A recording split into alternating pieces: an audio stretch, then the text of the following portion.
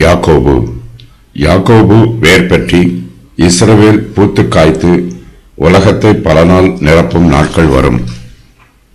இந்த உலகத்தில் கர்த்தர் ஸ்தாபித்திருக்கிற சபை வளரக்கூடியது, அது பெருகக்கூடியது.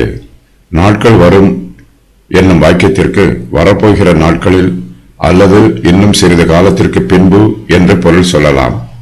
கர்த்தருடைய சபைக்கு இப்போது துன்பமும் உபத்திரவமும் வந்திருக்கிறது. இந்த துக்க நாட்கள் கர்த்தருடைய ஜனத்தை விட்டு நீங்கி போன பின்பு அவர்களுக்கு விசேஷித்த ஆசீர்வாதம் வரும். சுவிசேஷத்தின் நாட்களில் கர்த்தருடைய பிள்ளைகளுக்கு விசேஷித்த ஆசீர்வாதங்கள் கிடைக்கும். அவர்கள் கர்த்தருடைய கிருபையையும் இரக்கத்தையும் அதிகமாய் பெற்றுக் கொள்வார்கள். கர்த்தர் யாக்கோபை வேர் பற்றச் செய்வார். யாக்கோபின் வேர் இன்னும் ஆழமாய் செல்லும். கர்த்தருடைய சபையில் அநேகர் சேர்த்துக் கொள்ளப்படுவார்கள். புறஜாதியாரும் திரளான எண்ணிக்கையில் கர்த்தருடைய சபையில் வந்து சேருவார்கள். எல்லா தேசங்களிலும் உள்ள சகல ஜாதிகளும் கர்த்தருடைய சபையில் சேர்த்துக் கொள்ளப்படுவார்கள்.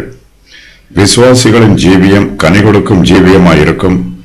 இஸ்ரவேல் பூத்து காய்த்து உலகத்தை பலனால் நிரப்பும். அவர்கள் நீதியின் கனிகளை வெளிப்படுத்துவார்கள். இந்த உலகத்திற்கு சுவிசேஷம் பிரசங்கிக்கப்படுகிறது. இந்த சுவிசேஷமே உலகமெங்கும் பரம்பி பலன் தருகிறது. அந்த நம்பிக்கையை குறித்து நீங்கள் முன்னமே சத்திய வசனமாகிய சுவிசேஷத்தினாலே கேள்விப்பட்டீர்கள். அந்த சுவிசேஷம் உலகம் எங்கும் பரம்பி பலன் தருகிறது போல உங்களிடத்திலும் வந்து நீங்கள் அதை கேட்டு தேவ கிருபையை சத்தியத்தின்படி அறிந்து கொண்ட நாள் முதல் அது உங்களுக்குள்ளும் பலன் தருகிறதா இருக்கிறது. கொலோசியர் 1:6. கர்த்தருடைய பிள்ளைகள் கொடுக்கிற கனி நிலைத்திருக்கும். நீங்கள் என்னை தெரிந்து கொள்ளவில்லை, நான் உங்களை தெரிந்து கொண்டேன். நீங்கள் என் நாமத்தினாலே பிதாவை கேட்டுக்கொள்வது எதுவோ அதை அவர் உங்களுக்கு கொடுக்கத்தக்கதாக நீங்கள் போய் கனி கொடுக்கும்படிக்கும் உங்கள் கனி நிலைத்திருக்கும்படிக்கும் நான் உங்களை ஏற்படுத்தினேன்.